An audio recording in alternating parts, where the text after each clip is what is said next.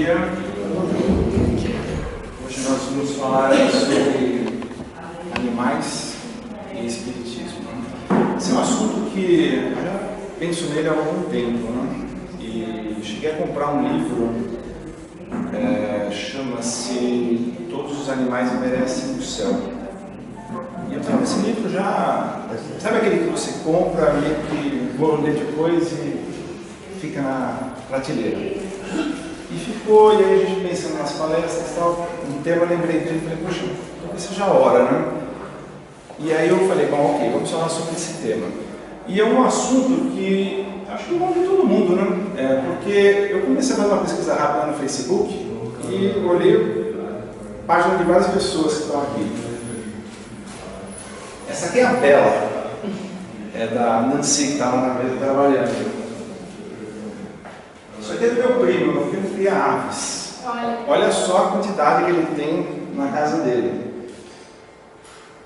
Adriana, que está aqui. Tem a estação dele. Alec. E a Lola. E aí, como é o nome? Lola. Lola, isso. A Solange, não sei o nome dessa dupla, mas está lá sempre presente. Essa é a Natasha, da minha vizinha de porta lá embaixo. Ah, esse é o meu, né? Esse é o Muffin. O aí já grandinho. Está carregando aqui não? Mais ou menos. Hoje em dia, com esse peso todo aí, essa foto já não é de hoje, mas não consigo mais levantar. Mas enfim, não é difícil perceber que está sempre todo mundo sorrindo quando está com esses animais. Você depois o meu Zeca aí, né? Olha, eu vejo essas imagens aqui ontem à noite, mas eu não tenho. Mas quem sabe na próxima versão aí a gente coloca mais umas fotos. A gente poderia colocar uma variedade enorme. Na realidade eu coloquei esses animais que estão no nosso dia a dia, mas a gente está falando hoje sobre um tema bem mais amplo, né? Desde um inseto até um elefante, quer dizer, os animais estão presentes na natureza, eles cumprem papéis fundamentais para a gente, eles nos ajudam, eles são fonte de alimento ainda para a gente, deixarão de ser em algum momento, mas ainda são. Eles são fonte de trabalho também, muitos animais estão trabalhando para a gente. São também fonte de entretenimento, de alegria. Eles ajudam em ações terapêuticas também, pessoas com deficiências, dificuldades mentais. Tem tratamentos de interação com animais que produzem efeitos fantásticos para ajudar essas pessoas. Então, eles fazem parte do nosso dia a dia, eles trazem equilíbrio para a natureza. Tem guia, enfim. A gente ficaria aqui horas e horas falando sobre a importância que eles têm para as nossas vidas. Então é um tema realmente importante, né? Saber um pouquinho sobre eles nessa visão espiritual. Bom, quando eu pensei no tema, a primeira coisa que eu tive em mente foi pegar aquele livro que eu tinha comprado há alguns anos e ler, porque afinal de contas era um romance sobre animais no mundo espiritual. E falei, beleza, então eu vou começar a ler, me programei, comecei a fazer isso aqui há uma semana. Programei para ler alguns capítulos por dia, falei, quinta-feira eu vou terminar de ler, junto com alguma literatura, o Livro dos Espíritos, e na sexta-feira eu vou montar a apresentação. Legal. Terminei na quinta-noite.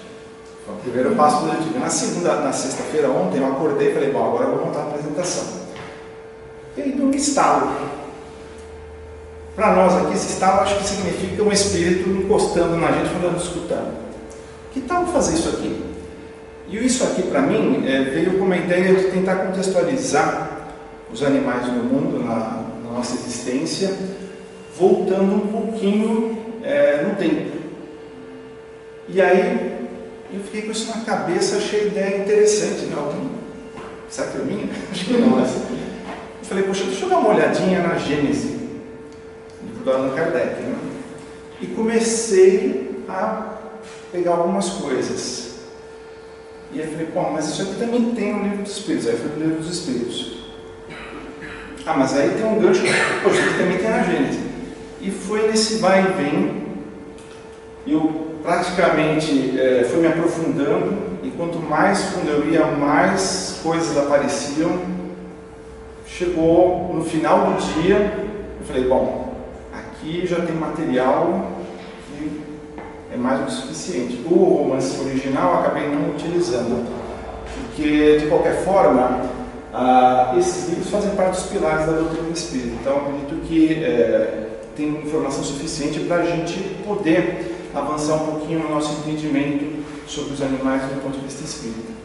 De qualquer forma, sempre é bom lembrar que a gente está falando de um arranhãozinho do conhecimento, né? Porque é muita coisa e quanto mais a gente estuda, mais a gente percebe a complexidade desses temas e o motivo pelos quais a gente estuda encarnado e desencarnado. A gente tem aí nossa eternidade para continuar estudando, trabalhando para entender muitas coisas. E como vocês vão perceber também, nem todas as coisas têm resposta ainda. Porque a gente sabe que, e os espíritos já disseram isso desde a época de Kardec, o ser humano não está no estágio de ter o conhecimento pleno. Então, nos permitido conhecer determinadas coisas e outras não. Mas dentro do possível a gente vai procurar ter algum entendimento. Bom, como eu falei, a ideia então foi de voltar um pouquinho no tempo. Espero que quando a gente chegar no presente, essas coisas façam sentido. Esse é o objetivo para esse bate-papo. E voltar quanto no tempo? Voltar na formação desse planetinha aqui. Acho que essa imagem que todo mundo já deve ter visto parecida, né? Ela mostra o nosso planeta.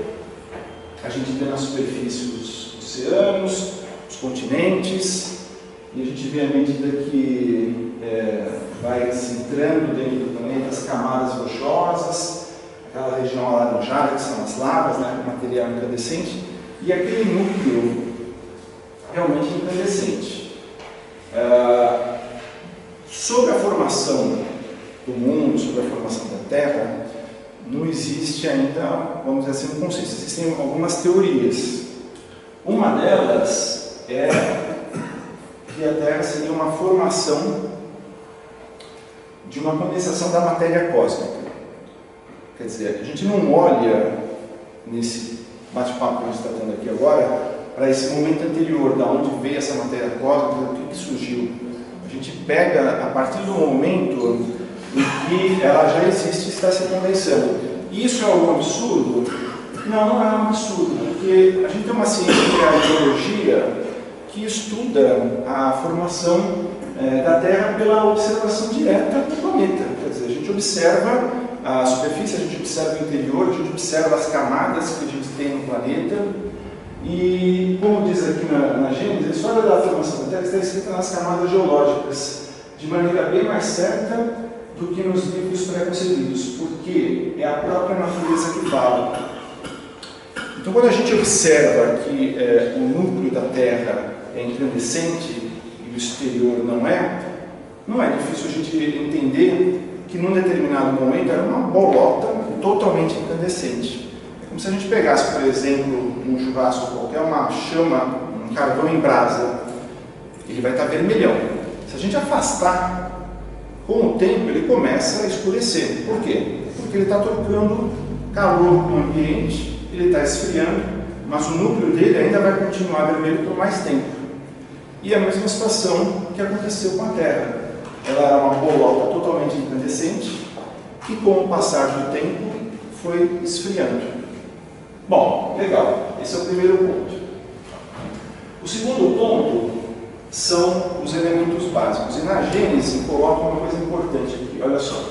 Na época que o globo terrestre era uma massa incandescente, aquela bolota incandescente, não continha nenhum átomo a mais, nem a menos do que hoje. Ou seja, a constituição química do planeta é exatamente a mesma, os mesmos elementos. E a gente está falando do quê?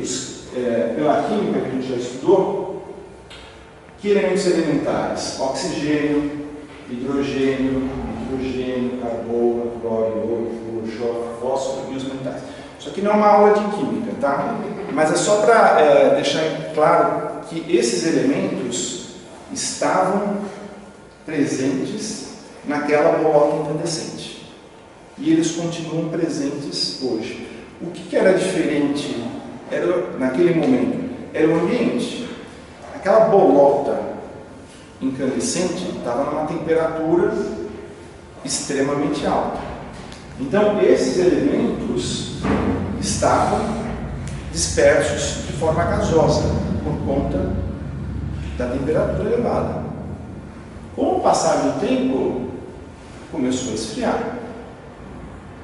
E a gente sabe também pela química que esses elementos combinam-se entre si. Todo mundo aqui lembra de água H2O. Tem lá hidrogênio, tem lá oxigênio. Em determinado momento dessa bolota incandescente, os dois estavam presentes, mas eles estavam separados de forma gasosa. Com o esfriamento da Terra, e não só isso, com outros fenômenos na natureza que foram acontecendo, como por exemplo fenômenos elétricos, raios, enfim, coisas que a gente observa até em outros planetas, isso aconteceu aqui também, esses elementos foram se combinando. Daí surgiu a água, daí surgiram outros elementos. Esses elementos foram se combinando e formando outros diferentes dos originais.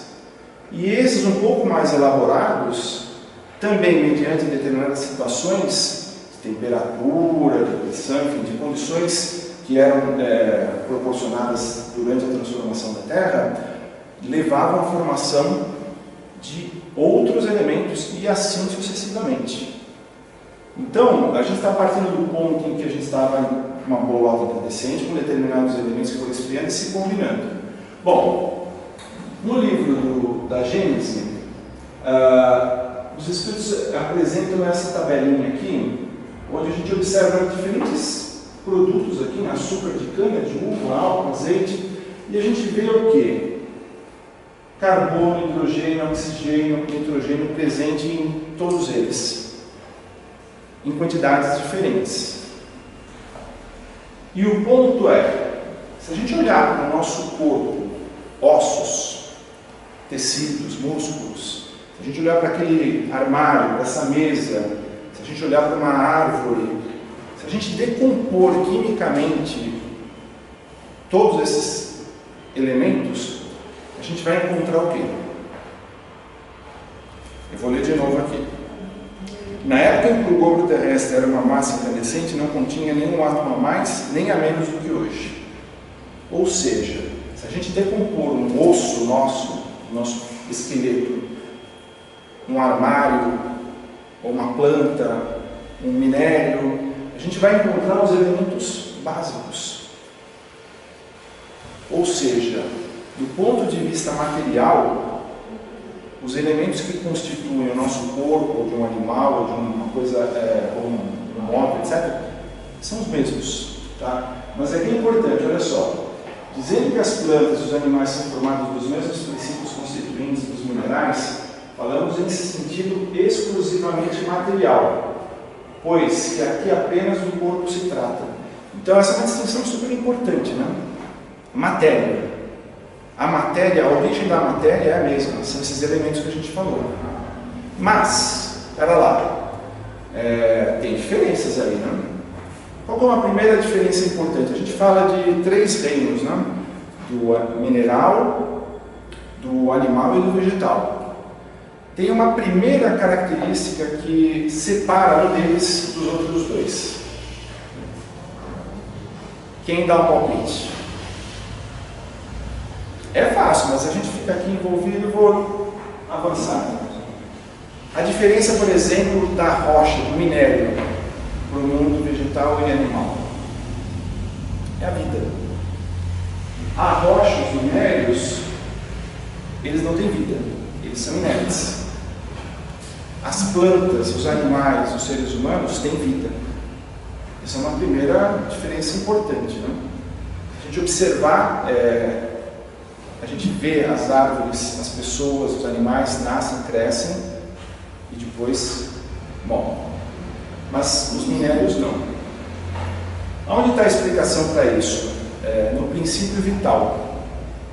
Isso é uma explicação dos Espíritos. Só que a explicação, ela não é totalmente simples, né? Diz lá na Gênese: há na matéria orgânica um princípio especial e inapreensível que ainda não pode ser definido, que é o princípio vital.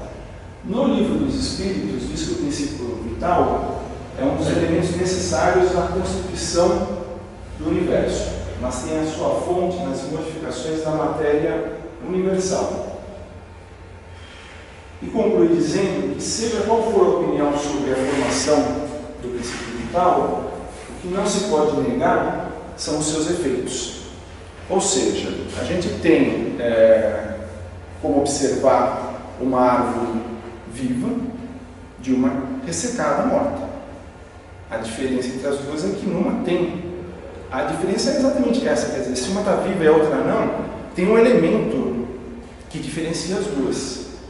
E esse elemento é o princípio vital, que nós temos, no Gênesis fala que é como se fosse uma pilha elétrica, que nos dá essa movimentação, que nos dá essa habilidade de viver. E como uma pilha também vai chegar a um ponto que vai terminar a energia dela, o princípio vital ele também está dentro de nós, das plantas e dos animais, numa determinada quantidade que é finita. E ao final dessa carga, desse princípio vital, a vida vai cessar, seja no nosso corpo, seja na planta, seja no animal. Então essa é uma diferença importante que já separa aqueles três primeiros. Todo mundo veio da matéria, os mesmos componentes, só que uns têm esse princípio vital e outros não.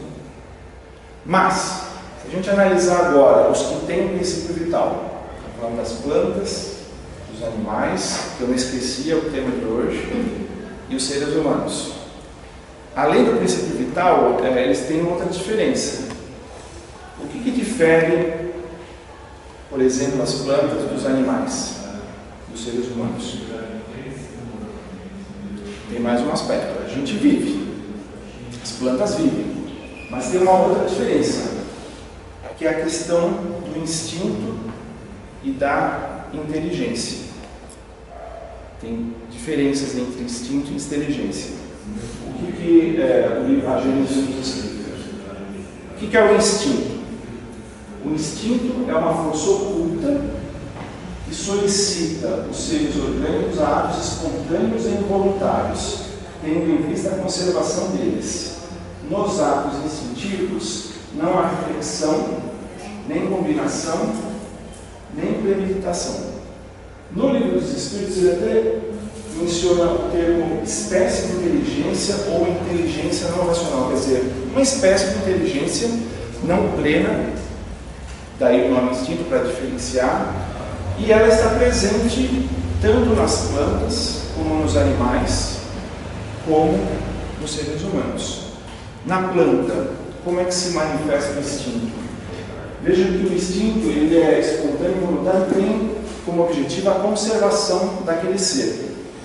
Instintivamente, a raiz de uma árvore, de uma planta, procura por água e nutrientes na terra. E é daí que ela vai crescer, debaixo dos nossos olhos. Da mesma forma, ela também depende de luz. Então, ela procura pela luz, ela cresce, e elas também se movimentam na busca de uma melhor incidência de luz. Isso é feito instintivamente. Tá? Nos animais, o animal tem um instinto, por exemplo, de construir um ninho, um pássaro, por exemplo. Ele não tem uma aula de como fazer isso. Ele instintivamente cria um ambiente para poder colocar seus ovinhos, colocar seus filhotes. Isso é instinto. Tem como objetivo o quê? A sua conservação. Ele tem um instinto, por exemplo, leões caçando. Ele instintivamente sabe que é melhor ficar contra o vento. Ele tem instintivamente os meios para fazer sua caça. Como também os animais também têm os instintos de defesa. Isso acontece espontaneamente. Agora, o ser humano tem instinto? Tem instinto. Por exemplo, um bebê, ele precisa se alimentar. Instintivamente ele procura o seio da mãe. Ele chora. Ele tem meio de se manifestar através do instinto, visando, de novo, a sua conservação. Então, o instinto é isso. É uma espécie de inteligência, só que é uma coisa um pouco mais simples, que tem como objetivo nos manter vivos, nos manter seguindo na direção da nossa conservação. Agora, tem a inteligência também. A inteligência é diferente. Ela se revela por atos voluntários, refletidos, premeditados, combinados, de acordo com determinadas circunstâncias. Então diz aqui, ó, é incontestavelmente um atributo exclusivo da alma. Então é um nível bem mais sofisticado, né? A gente para, reflete e toma decisões. Olha só, tem sempre uma discussão de o que prevalece, instinto, inteligência no ser humano.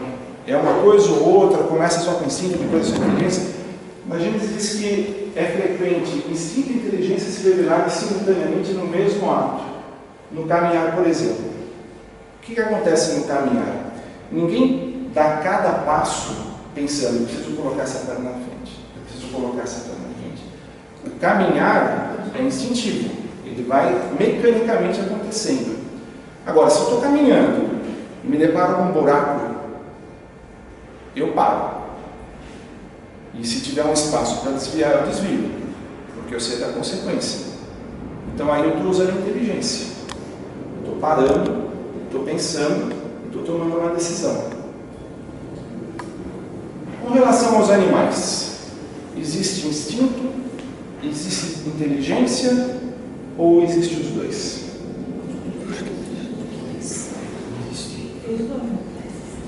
Quem é favorável a só instinto? Só inteligência ou os dois? Os dois. Os dois. Deixa eu ver aqui. A resposta é...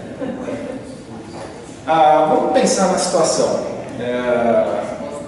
A gente está passeando com o cachorro. E a gente se depara... Bom, todo mundo aqui, quer dizer, quase todo mundo. Eu levo o cachorro para passear todo dia. E a gente observa algumas coisas, né? Se o cachorro está andando na rua e de repente ele vê uma poça d'água, alguns podem seguir reto, outros vão parar e desviar. Isso daí é instinto ou é inteligência? É instinto, ele vai se molhar.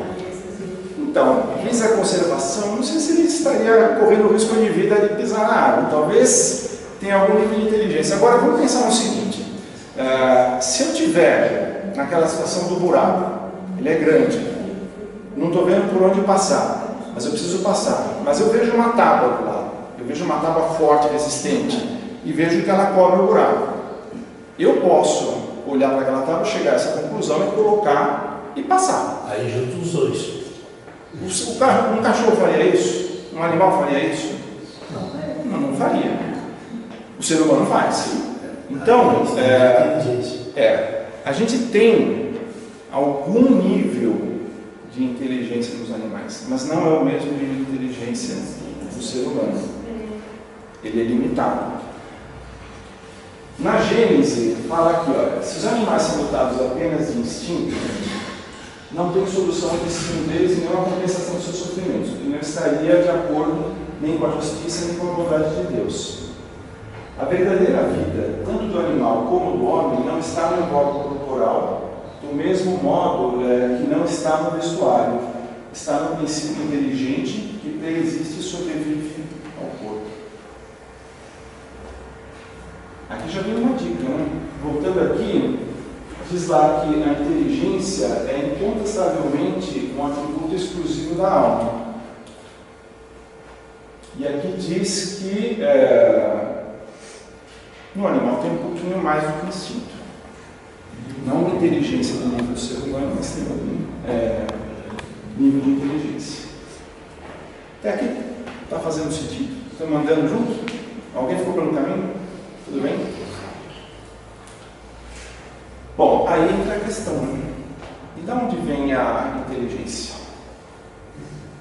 A gente sempre está querendo saber o antes, né? Bom, a resposta que é dada para essa pergunta é a pergunta 72 do Livro dos Espíritos. Qual é a fonte da inteligência? A inteligência universal. Que não resolve muito para a nossa curiosidade, né? Na 72 há um complemento. Há coisas que não é dado ao homem penetrar, e essa por enquanto é uma delas. Então, é uma situação que a gente ainda não está no estágio de evolução suficiente para entender isso. Ok, então nós temos a explicação dos espíritos que tem uma inteligência universal, mas ainda não nos é dado o conhecimento de saber como isso se procede. Mas eu pego esse gancho aqui também da primeira pergunta, que o que é Deus? Deus é a inteligência suprema, causa primária de todas as coisas. E tem um princípio que diz que todo efeito tem uma causa, todo efeito inteligente há de ter uma causa inteligente. Eu coloco isso para vocês para dizer essencialmente que, mesmo que nós não tenhamos ainda o conhecimento de onde vem essa fonte de inteligência, nós temos em Deus a inteligência suprema, a causa primária de todas as coisas. Sendo Deus perfeito, justo, bom, a gente sabe que a consequência também vai ser proporcional.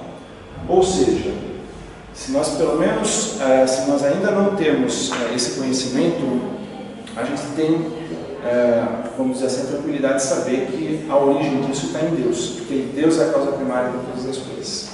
Então, que a gente tenha, pelo menos nesse momento de dúvida sobre a formação da inteligência universal, a tranquilidade da origem que é de Deus.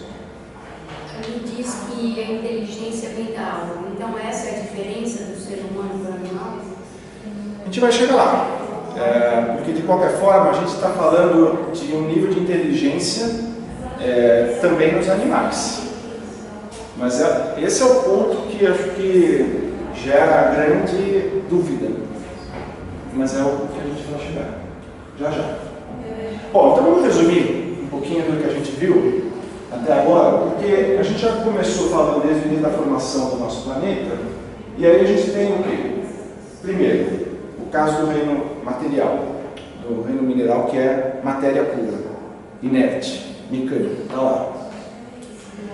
Subindo um pouquinho, a gente tem o princípio vital atuando. Nas plantas, tem o princípio vital. Elas vivem e morrem. Então elas estão dotadas de vitalidade. Avançando um pouquinho, a gente chega no reino dos animais. E tem os animais irracionais que também são formados pela mesma fonte de matéria, aqueles elementos básicos. Agora, eles têm uma inteligência instintiva, limitada, e a consciência da sua existência, da sua individualidade. Bom, isso já nos coloca num estágio diferente das plantas, que não o ser humano, que, tendo tudo que há nas plantas e nos animais, domina todas as outras classes por uma inteligência especial, indefinida, que lhe dá a consciência do seu futuro, a percepção das coisas extramateriais e o conhecimento de Deus, que nenhum dos anteriores tem. Então, a gente pode resumir tudo que a gente viu até agora nessas 4 divisões. Bom, vamos falar um pouquinho então, nesse momento, sobre os espíritos, no que é colocado no livro dos espíritos, dos animais, o que é colocado no livro dos espíritos. Eu separei algumas perguntas, tem uma seção do livro dos espíritos, para quem quiser se aprofundar mais um pouquinho, que fala exatamente sobre isso, né? Sobre os reinos animal, mineral e vegetal. E tem mais perguntas do que aquelas que eu escolhi. Mas essas daqui são aquelas que eu peguei para a gente tentar entender um pouquinho sobre esses animais que estamos acompanhando no dia a dia, o que a gente está vendo aí na natureza. Bom, primeira coisa, os animais têm alguma linguagem? Eles conversam entre si? Quem que acha? Sim, quem que acha? Sim. Sim, eles têm uma linguagem, que não é a mesma forma da linguagem humana, não se dá necessariamente por sílabas, por palavras, mas alguma forma de comunicação eles têm. Agora, essa forma de comunicação, ela tem de novo uma limitação de alcance, que é o quê? A conservação. Ela é limitada à necessidade de conservação da espécie.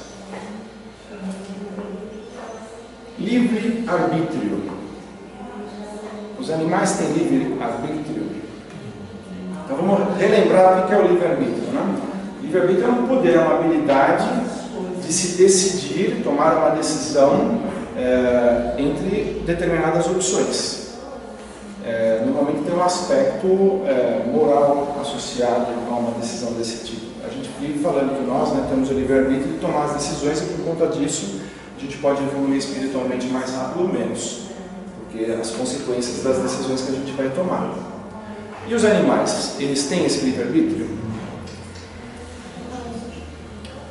Os animais, eles não têm livre-arbítrio. Vamos imaginar a situação, duas pessoas, uma está sedenta, a outra está bem e tem água. A outra está com um pouquinho de sede, mas a outra está quase morrendo.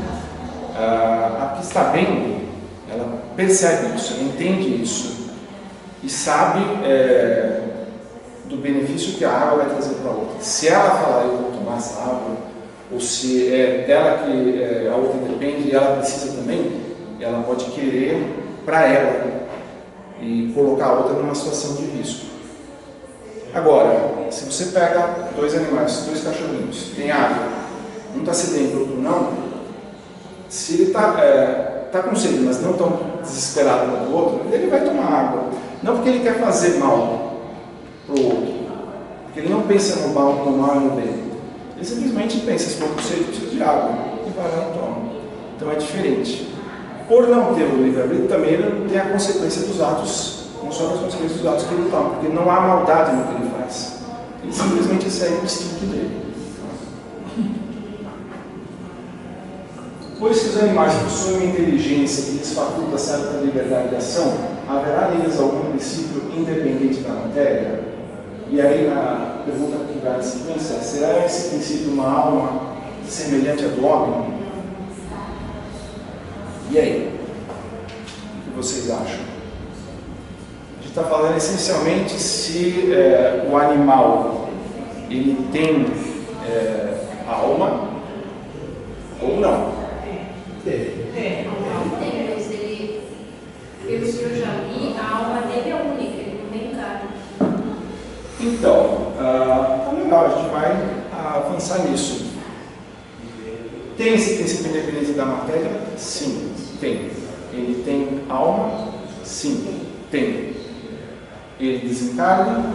Sim, ele desencarna. Ele reencarna? Sim, ele reencarna. Eu vi que não. Os animais reencarnam. Lembra que a gente falou que produziu um trecho da Gênesis dizendo que a inteligência era uma característica inata da alma. E eles têm algum nível de inteligência, consequentemente, eles têm alma, eles têm esse princípio inteligente. Então a gente está falando, a alma, a definição que a gente dá para a alma no livro dos espíritos é o espírito encarnado. O animal, ele tem alma. Inclusive pelo filme As Quatro Vidas de um Cão. Eu já vi esse filme. E nunca ele é a mesma raça. Ele no final ele se encontra com o dono. Essa é uma outra. As Quatro Vidas de um Cão. Lá é um filme, quer dizer, é arte se expressando, vamos dizer que tem lá fundamentos da doutrina espírita, mas esse aspecto há em comum. A gente pode olhar para os nossos bichinhos de estimação e saber que eles têm alma, como nós, mas num estágio diferente, numa concepção diferente da nossa. E que, ao encerrar sua vida aqui, eles vão para o plano espiritual. E depois vão voltar. Ele procura encontrar seu primeiro dono. É o filme desse. Vamos chegar lá também. Após a morte, conserva a alma dos animais a sua individualidade e consciência de si mesma?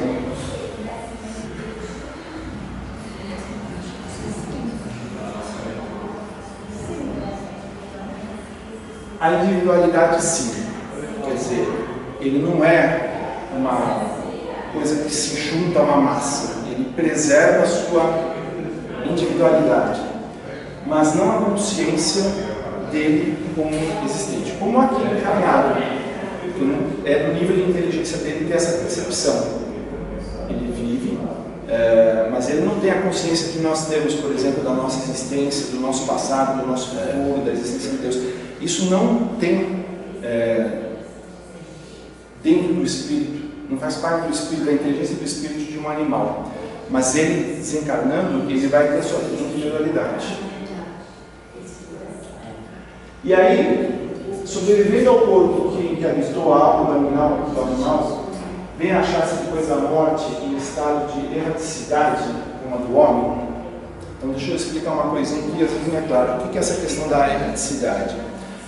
Um espírito humano, de um ser humano, quando está no plano espiritual, a gente diz que está na erraticidade quando esse espírito ainda precisa reencarnar. Então ele está na sua evolução, ele precisa reencarnar. Vai chegar um determinado momento que nós vamos ser espíritos puros. Um espírito puro não precisa mais reencarnar. Não que ele queira por uma missão, para ajudar, mas ele não precisa, ele pode contribuir para o universo em outras coisas. Um espírito que precisa reencarnar está na erraticidade. Um espírito que não precisa reencarnar não está na erraticidade. Agora, quando nós estamos na erraticidade, quer dizer, a gente está no plano espiritual precisando retornar, a gente não está lá olhando para as estrelas. A gente está lá fazendo o quê? Trabalhando, estudando, trabalhando, estudando. A gente está evoluindo em paralelo à nossa existência material. E depois a gente volta para colocar em prática o que a gente tentou desenvolver lá. Esse é o objetivo da nossa reencarnação. Então, nesse aspecto, os animais, eles estão, uma vez desencarnados no plano espiritual, na erraticidade, quer dizer, eles estão trabalhando, estudando para melhorar e progredir e voltar para cá? Então, quando o ser humano volta para evoluir e o animal, qual é a função dele? Esse é o ponto que a gente vai chegar para concluir, mas o ponto é, lá no plano material, no plano espiritual, o animal, ele não vive na erraticidade, ele vai para lá, mas ao contrário de um espírito nosso desencarnado que está lá trabalhando, estudando, ele está lá com a sua individualidade, mas ele não está adquirindo esses conhecimentos, ele pega percepções e conhecimentos quando ele está encarnado, vai assimilando isso, ele reencarna, e normalmente ele reencarna num tempo bem menor do que o espírito de um ser humano. Porque o espírito do ser humano está lá, como eu falei, estudando, se desenvolvendo, trabalhando, progredindo. E isso toma tempo. Às vezes alguns anos, às vezes algumas centenas de anos, o tempo que for que aquele espírito julgar necessário, os seus mentores julgar necessário para que ele possa retornar. Já no animal isso não acontece, ele já volta com uma rapidez maior. Bom, falando sobre espíritos, que definição se pode dar dos espíritos? Pode dizer-se que os espíritos são seres inteligentes da criação, povoam o universo fora do mundo material.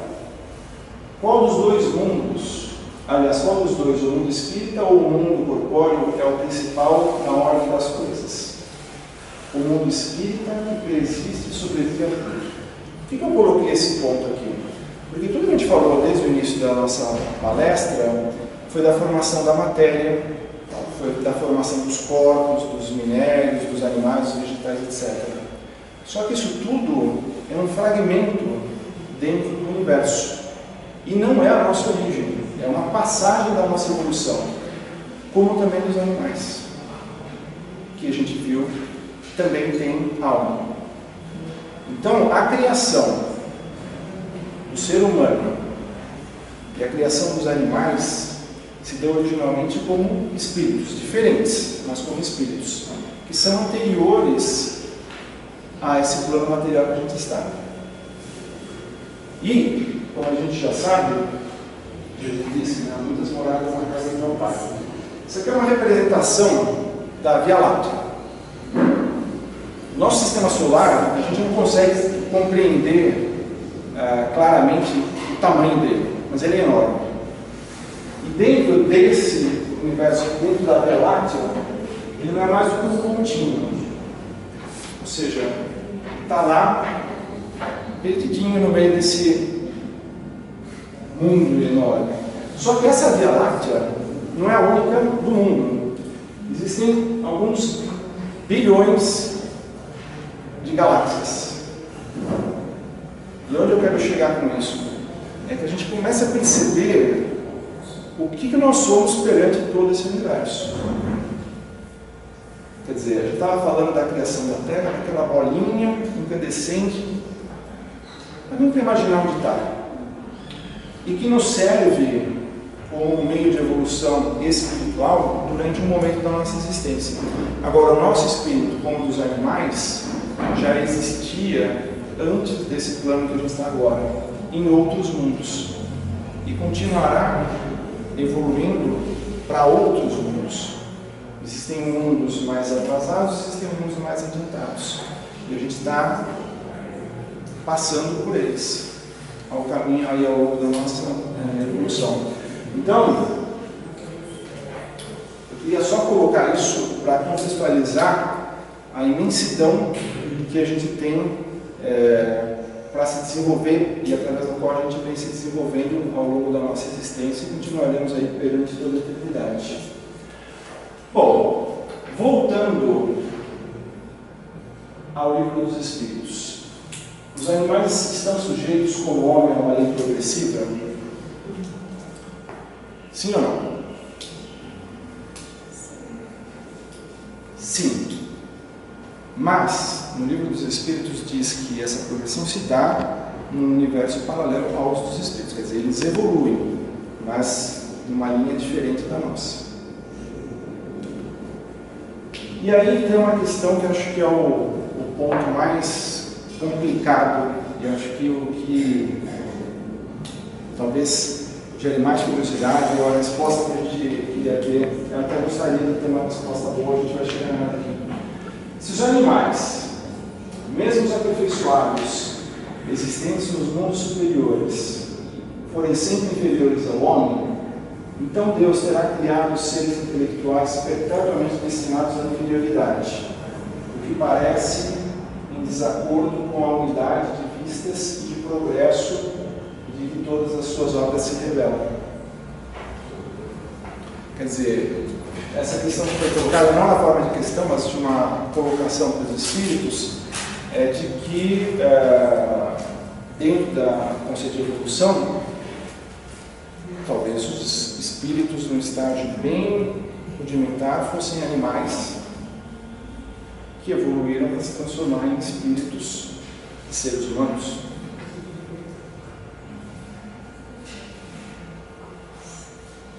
Será que sim, será que não? Quem acha que sim? 5 minutos. Bom, aí a coisa fica complicada. Fica bastante complicada. E para não correr risco de falar nenhuma besteira, eu vou ler. Porque não dá para pular um ponto tão relevante aqui. Acho que talvez o mais relevante, né? Assim, a minha curiosidade sempre foi essa. Quando eu não vou ler, eu vou achar a resposta. Bom, ok. Ficou claro para vocês o que é essa colocação, né? Essencialmente é saber se o espírito de um animal daqui a algum tempo vai evoluir e vai virar um espírito como um ser humano como nós. Quer dizer, será que eu fui um espírito de uma formiga ou de alguma coisa do gênero? Bom, vamos lá. Colocação dos espíritos para essa questão.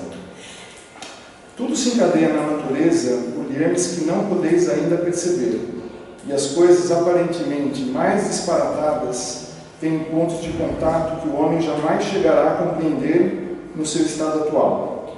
Pode entrevê-los por um esforço de sua inteligência, mas somente quando essa inteligência tiver atingido todo o seu desenvolvimento e se libertar dos prejuízos do orgulho e da ignorância, poderá ver claramente na obra de Deus. Até lá, suas ideias limitadas lhe farão ver as coisas de um ponto de vista mesquinho. Saber que Deus não pode contradizer-se e que tudo na natureza se harmoniza através das leis gerais, que jamais se afastam da sublime sabedoria do Criador. Bom, eu vou ler aqui um último trecho, que vem um pouco mais à frente, que eu acho que é importante para concluir. Segundo alguns, o espírito não chega ao período humano senão depois de ter sido elaborado e individualizado nos diferentes graus dos seres inferiores da criação. Segundo outros, o espírito do homem teria sempre pertencido à raça humana, sem passar pela fieira animal. O primeiro desses sistemas tem a vantagem de dar uma finalidade ao futuro dos animais, que constituiriam assim os primeiros anéis da cadeia dos seres pensantes. O segundo é mais conforme a dignidade do homem e pode resumir-se da maneira que segue. As diferentes espécies de animais não procedem intelectualmente uma das outras, por via de progressão. Assim, o espírito da ostra não se torna sucessivamente do peixe, da ave, do quadrúpede e do quadrumano. Cada espécie é um tipo absoluto, física e moralmente, e cada um dos seus indivíduos tira da fonte universal a quantidade de princípio inteligente que lhe é necessária, segundo a perfeição dos seus órgãos e a tarefa que deve desempenhar nos fenômenos da natureza, devolvendo-a à massa após a morte. Aqueles dos mundos mais adiantados que o nosso são igualmente constituídos de raças distintas, apropriadas às necessidades desses mundos e ao grau de adiantamento dos homens de que são auxiliares, mas não procedem absolutamente dos terrestres, espiritualmente falando. Com o homem já não se dá o mesmo. Do ponto de vista físico, o homem constitui evidentemente um anel de cadeia dos seres vivos, mas do ponto de vista moral, a solução de continuidade entre o homem e o animal. O homem possui, como sua particularidade da alma ou espírito, centelha divina que lhe dá o senso moral e um alcance intelectual que os animais não possuem. É seu ser principal, preexistente e sobrevivente ao corpo, conservando sua individualidade. Qual a origem do espírito? Onde está o seu ponto de partida? Forma-se ele do princípio inteligente individualizado? Isso é um mistério que seria inútil procurar e penetrar, sobre o qual, como dissemos, só podemos construir sistemas. Ou seja, os próprios espíritos não sabem dizer da origem dos espíritos. O que é constante e ressalta ao mesmo tempo do raciocínio e da experiência é a sobrevivência do espírito, a conservação de sua individualidade após a morte, sua faculdade de progredir, seu estado feliz ou infeliz, proporcional ao seu adiantamento na senda do bem, e todas as verdades morais que são a consequência desse princípio. Quanto às relações misteriosas existentes entre o homem e os animais, isso, repetimos, está nos segredos de Deus, como muitas outras coisas cujo conhecimento atual nada importa para o seu adiantamento, e sobre as quais seria inútil nos determos.